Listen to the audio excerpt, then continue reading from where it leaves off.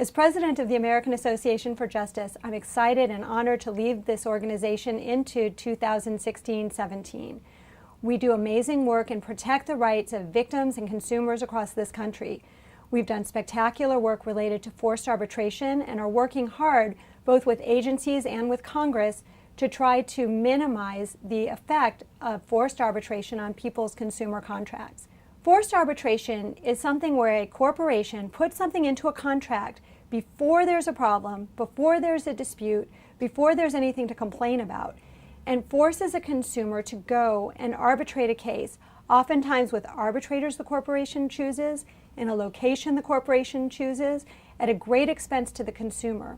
For example, in a banking instance, someone who went to an ATM that is marketed by his own bank. That ATM had his bank's logo on the top of it, and his contract with his bank says, if you go to an ATM with our logo on top of it, you're not going to pay fees. Well, he was out of the country, he went to a bank with his logo on it, he used an ATM with the logo of his bank on it, and he was charged a fee.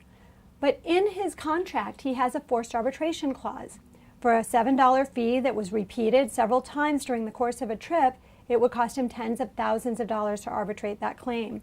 Furthermore, under cases that the United States Supreme Court has recently ruled, you can't have a class action in forced arbitration.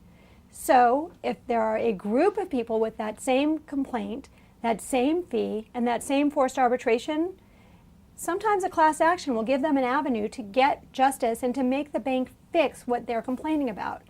Because of the class action ban and forced arbitration, they can't have justice. It costs them thousands of times more to fix the problem than the problem itself. And so essentially it's a license to steal for corporate America. To reach an attorney at Colson Hicks Edson, please call us at 305-476-7400, or you can find us on the web at colson.com.